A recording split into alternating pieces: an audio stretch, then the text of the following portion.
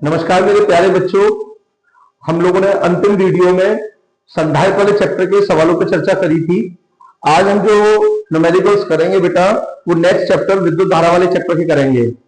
तो उस चैप्टर को स्टार्ट करने से पहले मैं आपको उस चैप्टर के सारे फॉर्मूलों से डिस्कस करना चाहूंगा कि उस चैप्टर में आखिर क्या क्या फॉर्मूले हैं और क्या क्या उसमें कॉन्सेप्ट हैं। क्योंकि जब तक हमें फॉर्मूले क्लियर नहीं होंगे, कॉन्सेप्ट क्लियर नहीं होंगे, तो हमें सवालों को करने में कहीं ना कहीं दिक्कत आएगी। तो बेटा सबसे पहले हम क्या करेंगे, यहाँ पर विद्युत धारा वाले चैप्टरों के फॉर्मूलों पर डिस्कशन करेंगे कि आखिर उस चैप्टर में क्या क्या फॉर्मूले हैं, क्या क्या हेडिंग है और क्या क्या चीजें दे रखी हैं। तब हम फिर उनके सवालों पर चर्चा करेंगे। आज मैं आप लोगों के लिए बहुत सारे सवाल लाया हूं। अगर आप देखेंगे तो देखिए कितने सारे क्वेश्चंस हैं आप लोगों के लिए। टोटल 51 पेजेस हैं और हर पेज पे एक एक सवाल लिखा हुआ है बेटा। ठीक है, ये सभी क्वेश्चंस पे हम लोग चर्चा करेंगे। ठीक है, तो सभी ध्यान देंगे, लेकिन फॉर्मूले आप तभी क्लियर कर पाए, जब तक फॉर्मूले क्लियर नहीं होंगे आप सवाल नहीं कर पाएंगे। तो पहले हम सवालों की बात कर फॉर्मूले की बात कर लेते हैं बेटा। देखिए जो हम लोगों का जो चैप्टर है उसका नाम है विद्युत धारा। चैप्टर का नाम है विद्युत धारा यानी कि इलेक्ट्रिक करंट।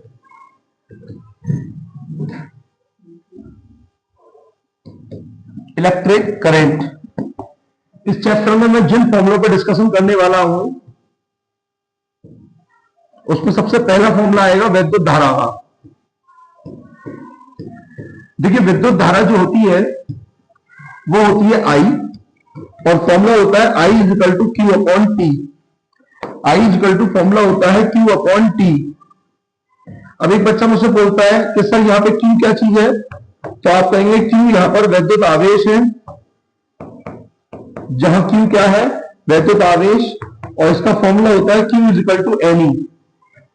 जैसे ही मैं आई की वैल्यू क्यू की वैल्यू एन ई लगाऊंगा तो विद्युत धारा का एक दूसरा फॉर्मूला बन जाएगा I is equal to N E upon T. तो यहां विद्युत धारा के दो फॉर्मूले बन गए, एक फॉर्मूला नंबर 1 और एक फॉर्मूला नंबर 2। ये दोनों ही विद्युत धारा के फॉर्मूले हैं। यहां पर एन क्या चीज है, एन तो सुनिए, जहां एन इलेक्ट्रॉनों की संख्या है, ई इलेक्ट्रॉन पर आवेश जो फिक्स रहता है, कभी बदलता नहीं है, 1.6 इंटू 10 की पावर -19 कूलम, वो भी नेगेटिव। ये विद्युत धारा के फॉर्मूले हैं। अब एक इसमें बेसिक सा कॉन्सेप्ट समझेंगे सभी। कॉन्सेप्ट इसमें यहां पर यह है कि यदि कोई इलेक्ट्रॉन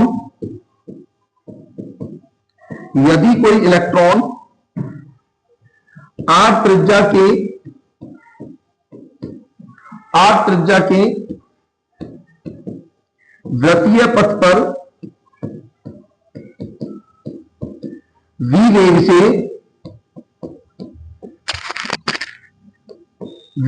से गतिमान हो तो उत्पन्न धारा। देखिए मैंने आपसे क्या बोला, मेरे पास एक वृत्ताकार पथ है, ये वृत्ताकार पथ है, और इस वृत्ताकार पथ की जो त्रिज्या है वो कितनी है, आर। उस वृत्ताकार पथ की त्रिज्या क्या है, आर। यहां पर बेटा मैंने कोई इलेक्ट्रॉन लिया और ये इलेक्ट्रॉन इस वृत्ताकार पथ पे क्या लगा रहा है बेटा, चक्कर लगा रहा है या गति कर रहा है। मतलब यहां पर एक इलेक्ट्रॉन है जो आर त्रिज्या के द्वितीय पथ पर v वेग से क्या कर रहा है, गति कर रहा है। तो स्वाभाविक है जब ये इलेक्ट्रॉन गति करेगा तो किसी ना किसी वेग से गति करेगा, तो इसका वेग क्या हो जाएगा, v। इसका वेग क्या हो जाएगा, v। और जब ये इलेक्ट्रॉन आर त्रिज्या के द्वितीय पथ पर v वेग से गति करेगा तो आपसे कहा जाए कि उत्पन्न धारा बताइए क्या होगी, उत्पन्न धारा। तो धारा निकालने का बेसिक फॉर्मूला अभी आपने पढ़ा, आई इक्वल टू क्या होता है, क्यू अपॉन टी, और क्यू निकालने का फॉर्मूला क्या होता है, विद्युत आवेश। क्यू क्या है, विद्युत आवेश, और इसकी वैल्यू होती है एन ई। तो आई इक्वल टू क्या हो जाएगा, एन ई अपॉन टी। यहां तक मुझे नहीं लगता कोई प्रॉब्लम होगी किसी को। अब मुख्य बात यहां पर यह है कि यहां पर ये जो वृत्ताकार पथ है इसमें कितने इलेक्ट्रॉन गति कर रहे हैं, तो आप कहेंगे एक ही इलेक्ट्रॉन गति कर रहा है। तो एन की वैल्यू क्या हो जाएगी, एन की वैल्यू क्या हो जाएगी, 1। टी क्या है, टी बेसिकली यहां पर क्या है, समय। और समय निकालने का बेसिक फॉर्मूला होता है दूरी बटे चाल। समय निकालने का बेसिक फॉर्मूला क्या होता है? दूरी बटे चाल। अब मैं आप लोगों से पूछता हूं, मुझे जवाब दीजिएगा कि मान लीजिए आप यहां पे खड़े हैं और यहां से चलते चलते चलते चलते चलते आप यहीं पर वापस आ गए। यहां से चलते चलते चलते चलते चलते चलते आप यहीं पे वापस आ गए। तो पूरे वृत्ताकार पथ में आपने कितनी दूरी तय करी? तो जवाब होगा सर वृत्त की परिधि के बराबर। और वृत्त की परिधि क्या होती है? 2πr। और ये इलेक्ट्रॉन किस चाल से गति कर रहा था? तो आप कहेंगे v चाल से गति कर रहा है सर। क्या मेरी बात समझ में आई सभी की?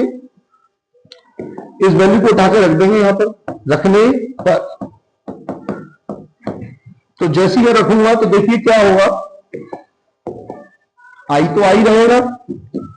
एन इलेक्ट्रॉन कितने थे? 1 ई रहेगा। टी क्या है? समय। समय बराबर दूरी बटे चाल। दूरी क्या है? 2πr। चाल है v। तो 2πr बटे v। v का पहुंच जाएगा ऊपर तो i इक्वल टू हो जाएगा ई वी अपॉन 2πr। तो इस कॉन्सेप्ट पे भी सवाल आ सकता है। तो इस तरीके से आपने विद्युत धारा के 3 फॉर्मूले पढ़े। एक विद्युत धारा का basic formula I equal to Q upon t. दूसरा विद्युत धारा का formula I equal to n upon t. और तीसरा विद्युत धारा का formula I equal to e v upon 2πr। E v upon 2πr। ये कब लगेगा? जब कोई इलेक्ट्रॉन r त्रिज्या के गतीय पथ पर v वेग से गति कर रहा होगा। ठीक है भाई, आगे बढ़ेंगे अब आप लोग। नेक्स्ट नंबर 2 जो फॉर्मूला है उसका नाम है धारा घनत्व। धारा घनत्व जिसको हम क्या बोलते हैं? Current density. देखिए धारा घनत्व होता क्या है? किसी भी चालक के, मान लीजिए मेरे पास चालक है, ये कोई चालक तार है और इस चालक का ये जो एरिया, ये वाला जो हिस्सा है, इसको हम बोलते हैं क्या बेटा? एकांक क्षेत्रफल या अनुप्रस्थ काट का क्षेत्रफल। क्या बोलते हैं इसको? अनुप्रस्थ काट का क्षेत्रफल। अब ये बात तो कंफर्म है कि इसमें क्या बह रही होगी? धारा। कितनी धारा बह रही होगी? आई। इसमें कितनी धारा बह रही है? आई। तो किसी चालक के एकांक क्षेत्रफल में प्रवाहित धारा को, किसी चालक के एकांक क्षेत्रफल में प्रवाहित धारा को उस चालक का धारा घनत्व कहते हैं।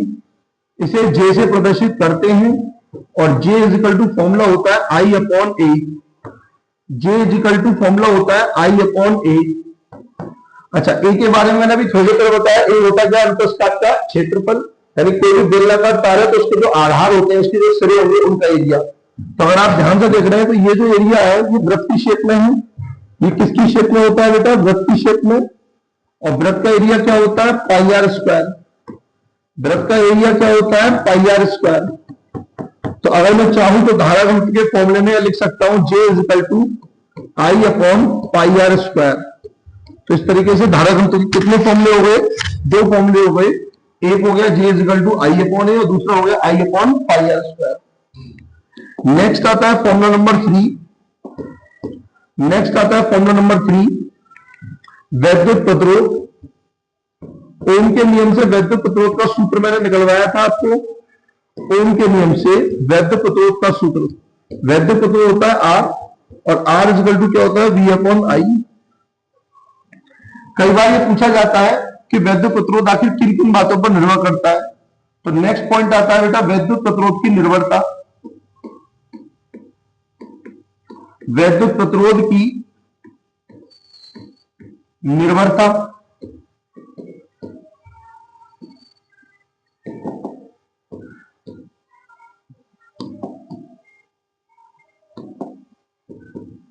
वैद्युत प्रतिरोध की निर्भरता। तो देखिए वैद्युत प्रतिरोध 3 बातों पर निर्भर करता है बेटा। 3-4 बात थी जो मैंने आपको बताई थी उस दिन। नंबर 1 ताप पर,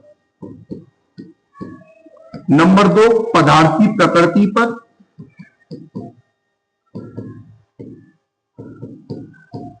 नंबर 3 चालक की लंबाई पर,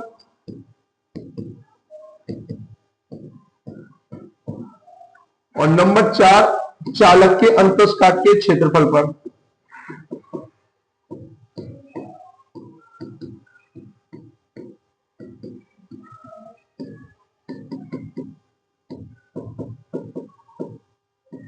ध्यान से सभी सुनते जाइएगा और प्लीज इनको नोट जरूर करिएगा। ऐसा कोई भी बच्चा ना हो जो इनको नोट ना करे।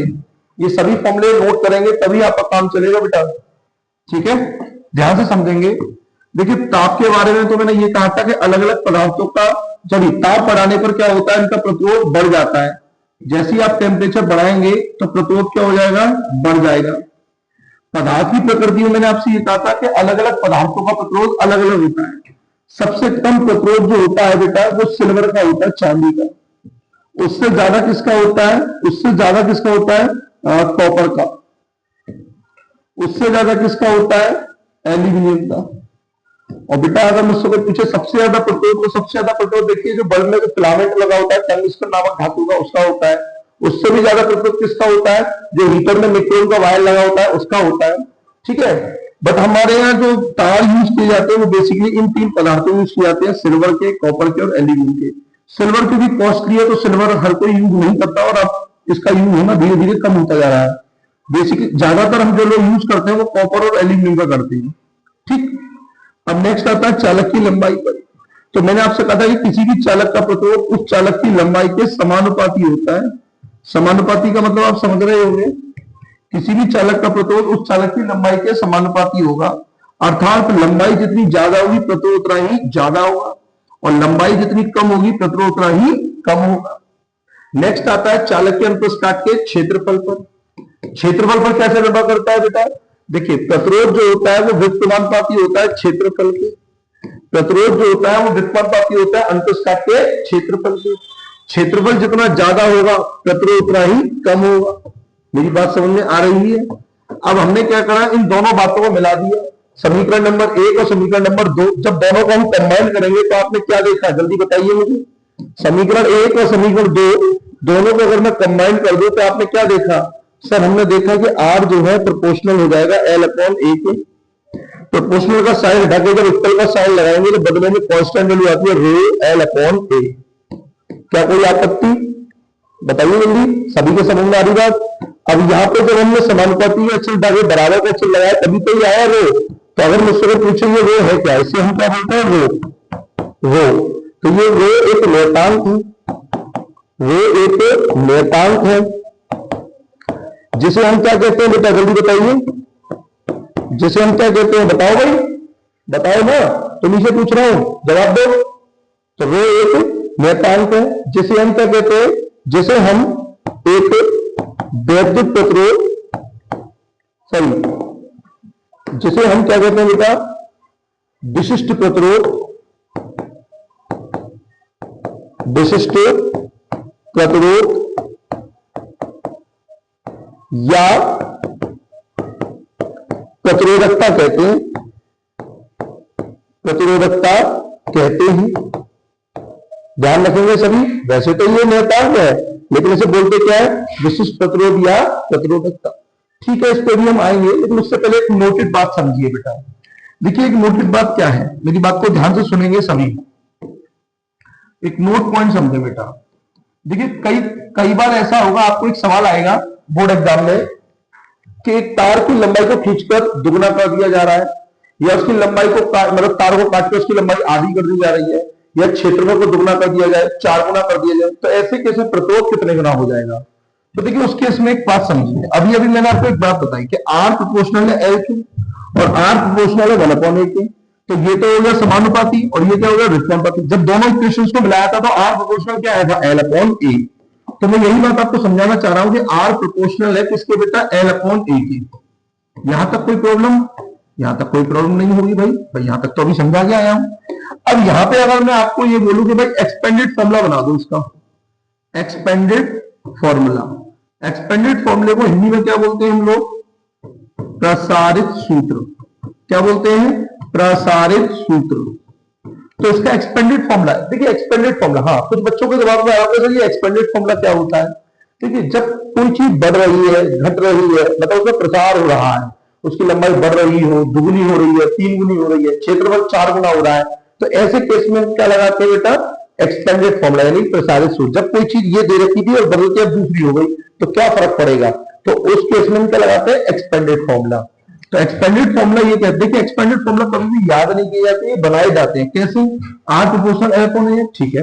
तो एक्सपेंडेड फॉर्मूले में दो प्रोपोर्शनल, एक पहले वाला एक बाद वाला, भाई R1 अपॉन R2। अब देखिए जो चीज आमने सामने होती है उसे तो हम क्या बोलते हैं? समानुपाती, और जो ऊपर नीचे होती है उसे क्या बोलते हैं? व्युत्क्रमानुपाती। तो आप देखेंगे R के सामने कौन है? R के सामने कौन है? तो आप कहेंगे L है, तो R1 के सामने L1 और R2 के सामने L2। ऐसी अगर मैं क्षेत्रफल को ध्यान दूं तो R1 के अपोजिट में, R के अपोजिट में कौन है? A, तो R1 के अपोजिट में A1, R2 के अपोजिट में क्या आएगा? A2। तो ये इस तरीके से बेटा एक्सपेंडेड फॉर्मूला बन जाता है कि R1 upon R2 is equal to L1 upon L2 into A2 upon A1। लेकिन बेटा आजकल एग्जामिनर बहुत चालाक है, पेपर बनाने वाला बहुत चालाक है, तो हमें उसके दिमाग से सोच के चलना है अगर हमें अपने अच्छे नंबर लाने हैं, ठीक है ना।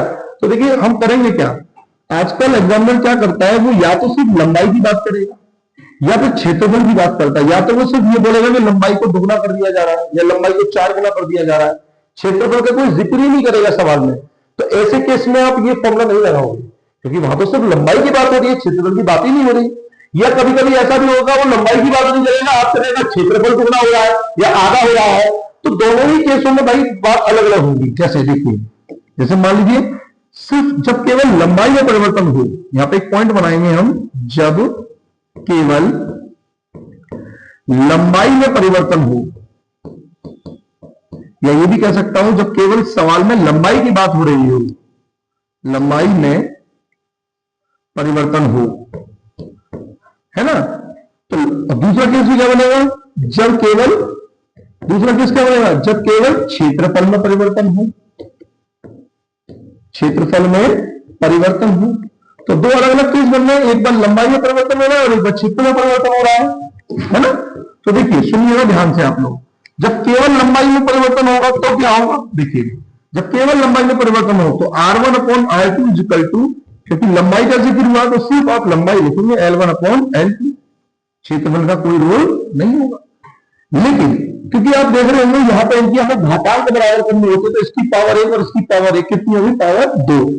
तो यहां भी क्या हो जाएगा बेटा, होल स्क्वायर आ जाता है। क्या आ जाता है, होल स्क्वायर। सेम ऐसा भी होगा सवाल में कि लंबाई की कोई बात नहीं हो रही होगी, सिर्फ क्षेत्रफल की बात हो रही होगी। तो उस केस में क्या करेंगे आप लोग, R1 upon R2 is equal to, R1 upon R2 is equal to क्या है क्षेत्रफल में, A2 अपॉन A1। लंबाई का कोई नहीं यहाँ पर नोटिफिकेशन आएगा, लेकिन पावर कितनी आएगी, 2। तो ध्यान रखिएगा ये एक ही फॉर्मूले जो अलग अलग तरीके से पूछे जा सकते हैं इनके सवाल, ठीक है। अच्छा, एक बार क्या हुआ था, मैंने प्रीवियस ईयर के पेपर में देखा कि ना तो लंबाई की बात हुई न क्षेत्रफल की बात हुई, तो सब फिर किसकी बात हुई बेटा, बात हुई त्रिज्या की, कि त्रिज्या को दुगना कर दिया जा रहा है, व्यास को आधा कर दिया जा रहा है। तो जो त्रिज्या या व्यास की बात हो रही होगी तो उस केस में क्या होगा, देखो बेटा जब केवल त्रिज्या की बात हो रही है तो या करके मैं लिखूंगा, जब त्रिज्या या व्यास की बात हो, त्रिज्या या व्यास की बात हो तो क्या करेंगे, देखो बेटा आप मुझे बताओ ए होता क्या है, आप कहेंगे क्षेत्रफल, नहीं, ए होता है अनुप्रस्थ काट का क्षेत्रफल। जैसे मान लीजिए ये तार है, तो तार का बेटा ये वाला जो हिस्सा होता है, ये वाला हिस्सा, इस हिस्से को बोलते हैं ए, और ए का मान होता है पाई आर स्क्वायर। क्या होता है, पाई आर स्क्वायर। तो यहां पे अगर आप ध्यान देंगे तो R1 अपॉन R2 तो ऐसे ही आएगा, बस बदलाव क्या आएगा, ए की जगह पे पाई आर स्क्वायर और नीचे भी ए की जगह पे पाई आर स्क्वायर, और यहाँ पे क्या आएगा, होल स्क्वायर। क्योंकि यहाँ A2 है तो यहाँ R2 हो जाएगा, यहाँ A1 है तो यहाँ पे R1 हो जाएगा। जो कट जाए उसे काटो ना, पाई से पाई कैंसिल। तो बचा क्या बेटा, जल्दी बताइए मुझे, बचा क्या, बताइए ना क्या बचा। तो सर यहाँ पे बचेगा R1 upon R2 is equal to, देखिए एक काम और करिए, यहाँ पर R2 पे क्या लग रहा है, स्क्वायर, मैंने कहा हाँ, R1 पे भी क्या लग रहा है, स्क्वायर, तो दोनों पर अलग अलग स्क्वायर लगाना, होल स्क्वायर लगाना है, और फिर पूरे के ऊपर ब्रैकेट के ऊपर एक स्क्वायर और। तो आप देखिएगा जब पावर के ऊपर पावर है तो पावर में क्या हो जाएगा, मल्टीप्लाई, तो R2 अपॉन R1 की पावर क्या हो जाएगी, 4, क्या हो जाएगी, 4। तो ये भी आपका इंपॉर्टेंट फॉर्मूला है, और ये जो मैंने आपको कॉन्सेप्ट समझाया बेटा 100% कह रहा हूं, बोर्ड एग्जाम 2026 में इसके सवाल आना ही आना है, कंफर्म मुझसे लिखवा लो, एक सवाल इस कॉन्सेप्ट से जरूर बनेगा। किस तरीके से बनेगा, कैसे बनेगा, उसके लिए वेट करो बेटा अगली वीडियो का। अगली वीडियो में जब मैं सवाल कराऊंगा तब आप देखिएगा। चलिए आगे की ओर बढ़ेंगे, अभी नेक्स्ट थोड़े से फॉर्मूले और बचे हैं। और बेटा बार बार कह रहा हूं प्लीज इन फॉर्मूलों को नोट करते चलिए, कोई भी ऐसा बेवकूफ ना हो जो इन फॉर्मूलों को नोट ना कर रहा हो। ठीक है भाई, कहां तक पहुंच चुके हैं, क्या क्या हो गया एक बार देख लीजिए। हम लोगों ने देखिए विद्युत धारा पढ़ लिया, विद्युत धारा के 3 फॉर्मूले पढ़ लिए, हमने धारा घनत्व पढ़ लिया, हमने वैद्युत प्रतिरोध पढ़ लिया, वैद्युत प्रतिरोध किन किन चीजों पर निर्भर करती है ये पढ़ लिया, और वैद्युत प्रतिरोध का एक फॉर्मूला तो ये हो गया R equal to V upon I, और एक फॉर्मूला ये हो गया R equal to rho L upon A।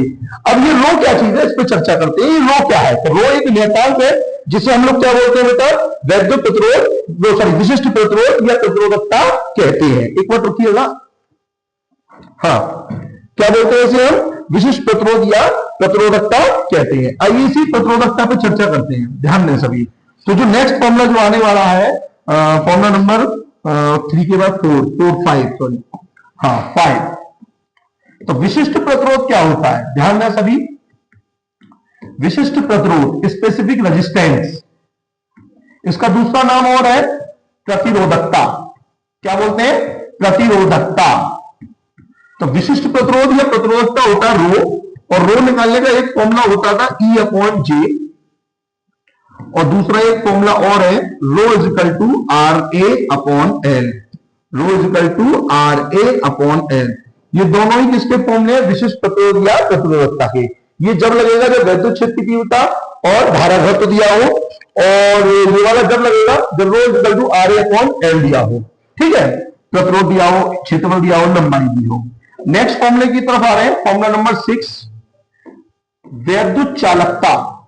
वैद्युत चालकता, देखिए वैद्युत चालकता आपकी क्या होती है, इसे G से दर्शाते हैं, और G इक्वल टू होता है 1 अपॉन वैद्युत प्रतिरोध। इसकी परिभाषा भी यही है कि वैद्युत प्रतिरोध के व्युत्क्रमानुपाती को वैद्युत चालकता कहते हैं, इसे G से प्रदर्शित करते हैं। इसका मतलब यह है कि प्रतिरोध जितना ज्यादा होगा वैद्युत चालकता उतनी ही कम होगी, प्रतिरोध जितना ज्यादा होगा वैद्युत चालकता उतनी ही कम होगी, क्योंकि ये दोनों एक दूसरे के क्या होते हैं, व्युत्क्रमानुपाती। नेक्स्ट आता है फॉर्मूला नंबर 7 विशिष्ट चालकता। विशिष्ट चालकता स्पेसिफिक कंडक्टिविटी।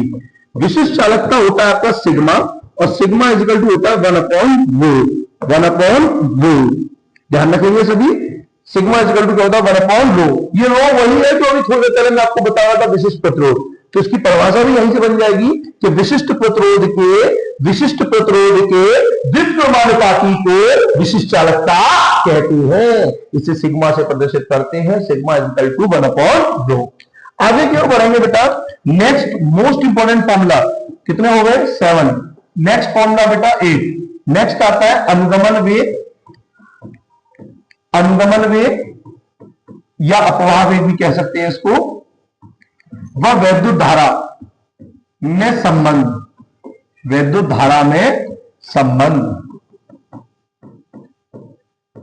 अनुगमन वेग और वैद्युत धारा में संबंध क्या होता है, I is equal to m a v d e. क्या होता है, I is equal to m a v d e. अब कई बच्चे मुझसे कहते हैं कि सर यहां पर ये एम क्या चीज है, ये एम क्या है। तो बेटा कान खोल के सुन लीजिए, यहां पर एम होता है एकांक आयतन में उपस्थित मुक्त इलेक्ट्रॉनों की संख्या, और ए क्या है, ए होता है अनुप्रस्थ काट का क्षेत्रफल, अभी जो बताया था। और वीडी तो आपका है ही अनुगमन वेग, वीडी क्या है, अनुगमन वेग या अपवाह वेग, और ई क्या होता है, इलेक्ट्रॉन पर आवेश। ठीक, नेक्स्ट फॉर्मूला जो आने वाला है उसका नाम है बेटा प्रतिरोधों का संयोजन। प्रतिरोधों का संयोजन। देखिए प्रतिरोधों का जो संयोजन होता है वो 2 प्रकार से होता है। कितने प्रकार से, 2 प्रकार से। पहला होता है श्रेणी क्रम संयोजन, और दूसरा होता है समांतर क्रम संयोजन, जिसे हम लोग पार्श्व क्रम संयोजन भी कहते हैं। श्रेणी क्रम संयोजन का फॉर्मूला होता है R is equal to R1 plus R2 plus R3 plus dot dot dot dot dot dot, ये होता है श्रेणी क्रम का फॉर्मूला। ठीक है, श्रेणी क्रम का मतलब हो गया जब कई सारे प्रतिरोध एक ही तार पे लगे होते हैं ना, जब कई सारे प्रतिरोध एक ही तार पे लगे होते हैं तो ऐसे संयोजन को क्या कहा जाता है, श्रेणी क्रम संयोजन। समांतर क्रम संयोजन का फॉर्मूला क्या होता है, 1/r is equal to 1/r1 plus 1/r2 plus 1/r3 plus dot dot dot जो भी है। ठीक है ना भाई, ये आपका समांतर क्रम से। समांतर क्रम कौन लगेगा, जब अलग अलग तारों पे अलग अलग प्रतिरोध लगे होते हैं तो ऐसे संयोजन को क्या बोलते हैं हम, समांतर क्रम संयोजन। नेक्स्ट फॉर्मूला जो आने वाला है फॉर्मूला नंबर 10, जिसका नाम है विद्युत ऊर्जा। देखिए विद्युत ऊर्जा का वैसे तो कोई सिंबल होता नहीं है, लेकिन इसे किससे दर्शाते हैं, W से। W मतलब कार्य, क्योंकि कार्य और ऊर्जा बात एक ही है और इसके कई सारे फॉर्मूले हैं, इसके कई सारे फॉर्मूले हैं। जैसे W इज इक्वल टू, पहला होता है V इंटू क्यू, दूसरा होता है W is equal to VIT, तीसरा होता है W is equal to I square RT, चौथा होता है W is equal to V square upon R into T। और ये सारे फॉर्मूले प्रूफ किए जा चुके हैं, ऐसा नहीं है मैं ऐसे ही इनको लिखवा रहा हूं, ये सब मैंने प्रूफ कराए हैं बेटा। तो अगर आपको ध्यान से समझ में आ रहे हो तो आप एक बार याद करिएगा इनको सभी को। ठीक है, नेक्स्ट आता है बेटा फॉर्मूला नंबर 11। देखिए ये जब लगता है जब विभव और आवेश दिया हो, ये जब लगेगा जब विभव और धारा दी हो, ये जब लगेगा जब धारा और प्रतिरोध दिया हो, ये जब लगेगा जब विभव और प्रतिरोध दिया हो। इन सबका मैं यूज इस पर सवाल कराऊंगा, टेंशन ना लो, सब पे सवाल कराने वाला हूं, आपको कहीं भी कोई दिक्कत नहीं होने दूंगा, एक एक सवाल कराऊंगा, टेंशन ना लीजिए आप। ठीक है, बस आप लोग चैनल को सब्सक्राइब कर लीजिएगा ध्यान से और बेल आइकन जरूर दबा दिया कीजिए, ताकि मैं अगली जब भी वीडियो डालूं तो आप लोगों तक डायरेक्ट पहुंच सके। तो इतना तो आपको करना पड़ेगा, तभी तो आप तक मेरी अगली वीडियो पहुंचेगी, नहीं तो आप फॉर्मूले देख पाओगे, सवाल कर ही नहीं पाओगे। ठीक है ना, तो आप लोग चैनल को सब्सक्राइब करिए और हाँ प्लीज इसको ज्यादा से ज्यादा शेयर भी कीजिए, ताकि उन बच्चों का भी भला हो सके जो मुझसे नहीं पढ़ रहे हैं, है ना, या जो मुझ तक नहीं पहुंच पा रहे हैं। तो ज्यादा से ज्यादा उन लोगों को भी दीजिए जो मतलब मुझ तक नहीं पहुंच पा रहे हैं, शेयर कीजिएगा इसको ज्यादा से ज्यादा। चलिए, तो विद्युत शक्ति, विद्युत शक्ति, तो विद्युत शक्ति होती है बेटा पावर, और पावर निकालने का बेसिक फॉर्मूला होता है P is equal to W upon T, दूसरा होता है P is equal to VI, तीसरा फॉर्मूला होता है P is equal to I square R, चौथा फॉर्मूला होता है P is equal to V square upon R। ये सब किसके फॉर्मूले हैं, शक्ति के फॉर्मूले हैं, विद्युत शक्ति के। ठीक है भाई, शक्ति में ही भक्ति है। चलिए नेक्स्ट आता है अगला फॉर्मूला बेटा, कहां तक हो गए, कितने हो गए, 11 हो गए ना। एक लास्ट फॉर्मूला बचा बेटा, 12वां फॉर्मूला, फॉर्मूला नंबर 12। ताप वृद्धि से प्रतिरोध में परिवर्तन को व्यक्त करने वाला समीकरण। भाई होता क्या है, मेरी बात को समझो, मैंने आपको एक बात बताई थी, ताप बढ़ाने का प्रतिरोध बढ़ जाता है, तो प्रतिरोध जब बढ़ता है तो उसका जो एक समीकरण बनता है, तो उसका समीकरण क्या बनेगा कि जब ताप बढ़ाएंगे तो प्रतिरोध में क्या परिवर्तन होगा, तो उसके परिवर्तन को व्यक्त करने वाला समीकरण होता है RT बराबर R0 1 plus alpha into delta T. जब सवाल कराएंगे तो आप देखिएगा, इसके सवाल 2025 में 3 नंबर में सवाल आए इस फॉर्मूले को बेस पे, जब कराऊंगा आपको समझाऊंगा।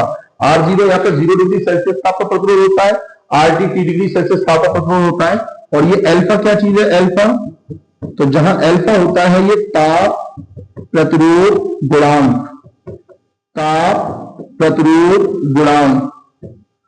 ठीक है, सवाल में दी होगी इसकी वैल्यू, और डेल्टा टी होता है ताप में वृद्धि, ताप में वृद्धि।